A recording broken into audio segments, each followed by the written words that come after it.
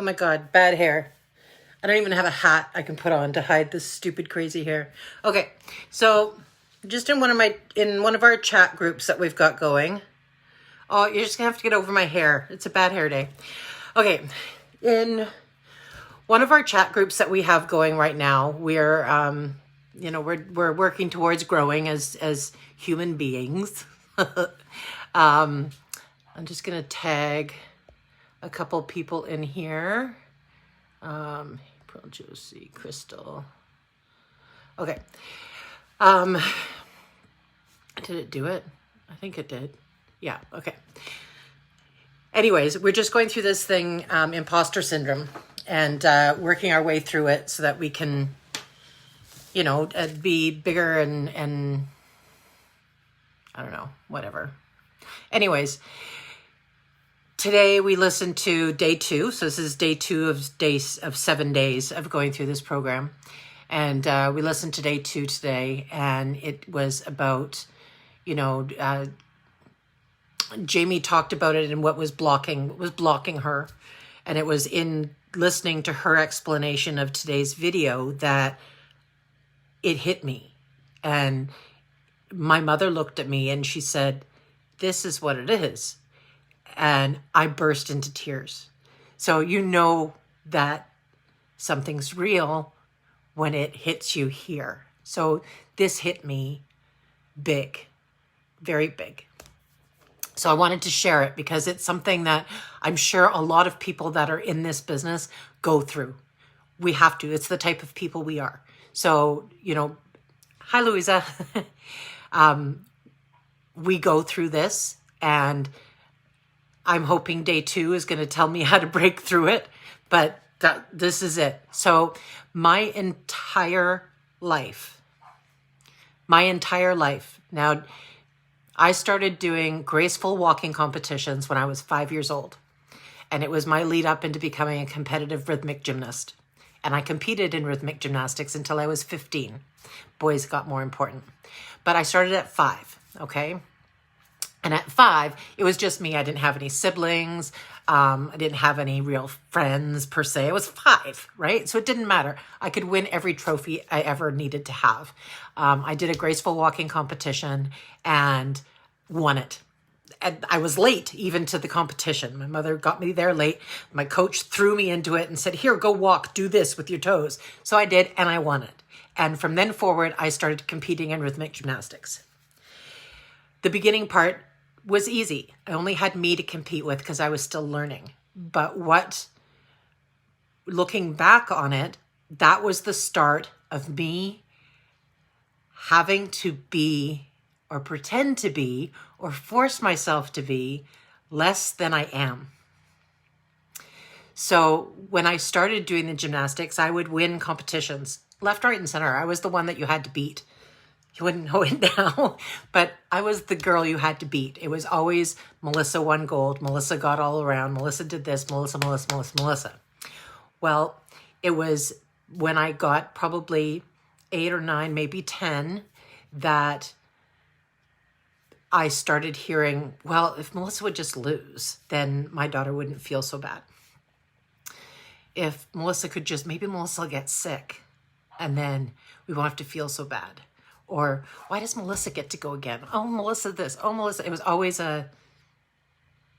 it's ultimately what made me quit. So I had to start not being who I am, start dialing back who I was in order to not upset people. Okay. So I went from being top of the pile and probably following on into, it could have been so much more, but it got to me and I let it get to me and I quit because of it. So it's blocked me from being the success I needed to be. So then we get into adulthood. And I become a hairdresser. A little bit after, about a year and a half after being a hairdresser, my friend and I moved up north to Yellowknife. And we made hand over fist in money up there cutting hair. And I was at the top of my game. I was making so much money doing hair because I was so good at what I did. I also was still very athletic. So I played squash at the local racket club, and I was really good at that too. And then I started dating the squash pro, right? So like it all kind of this, we're just going to keep going up to the top, up to the top. All of a sudden we had to do this personal development stuff, and everybody was very open and honest about what they were feeling.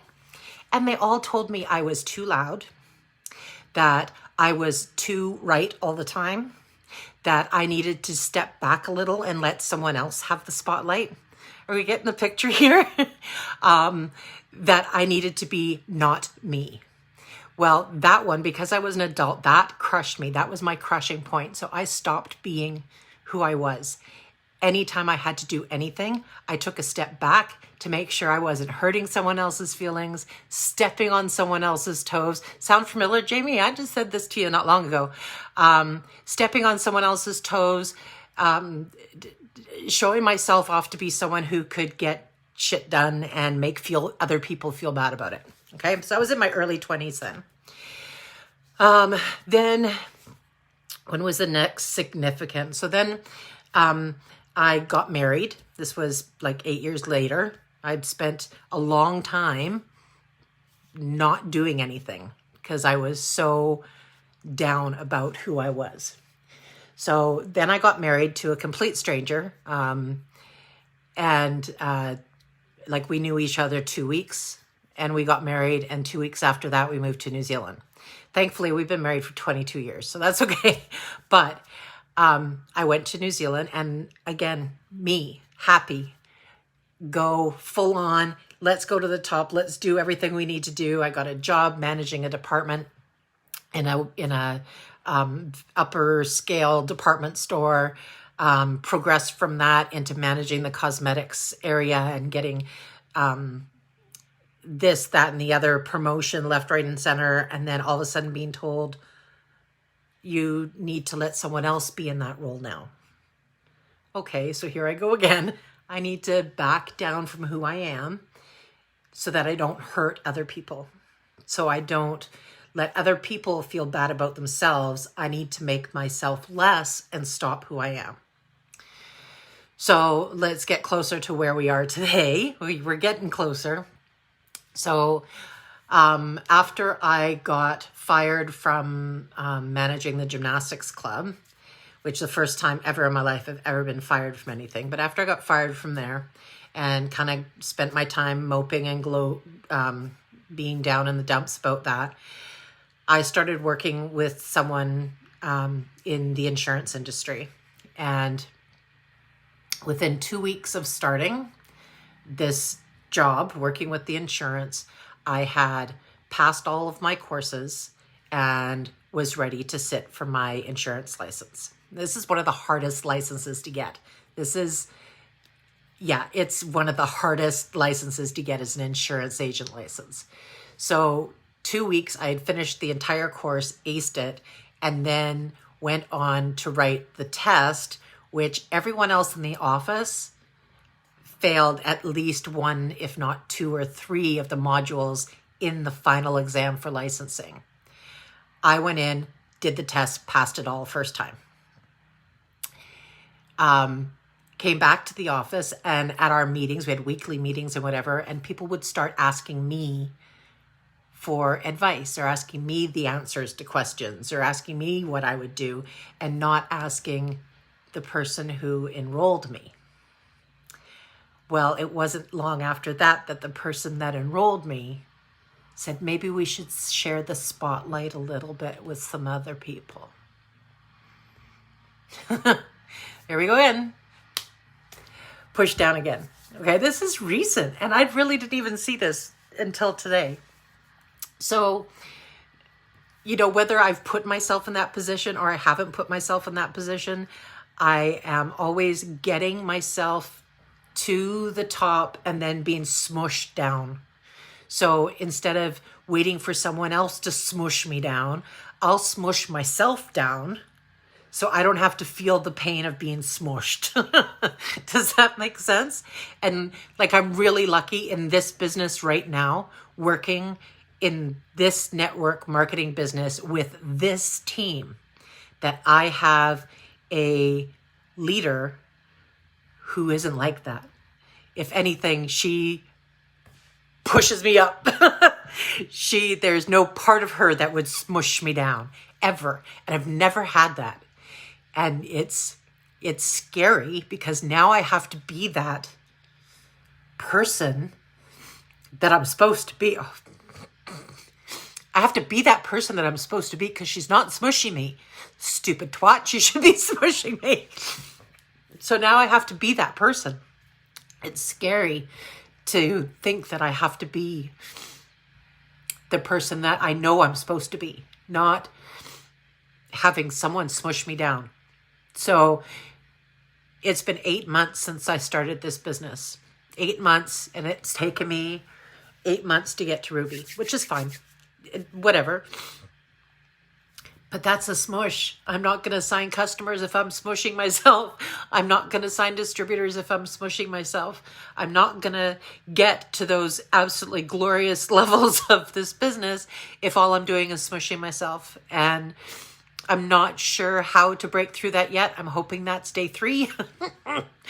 But it was a real aha moment that's what I've been doing all my life, is just smushing, smushing.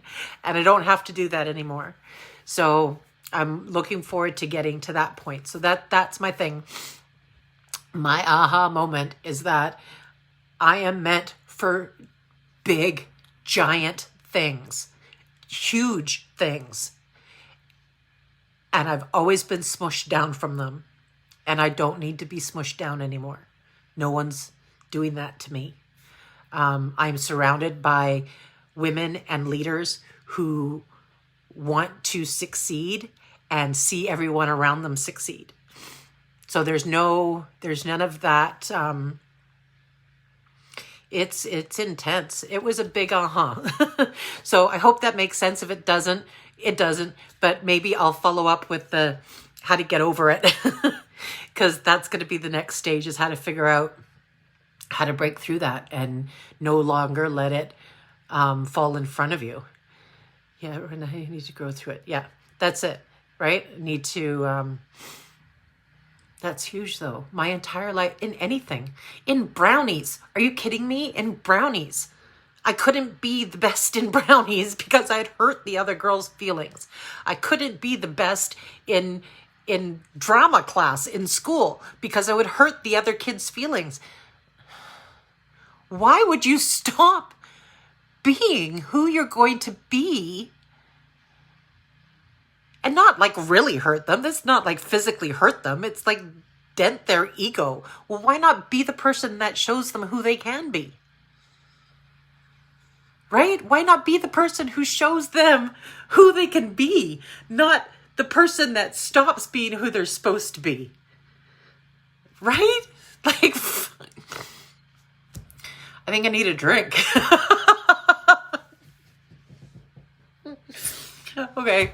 Oh, shit. I'm a mess. That's it. Hopefully I'll update it with something that tells us how to break through it. But that was my big breakthrough and I needed to share it. And I'm glad I have friends like all you to share it with. Bye for now. I'm going to go cry now.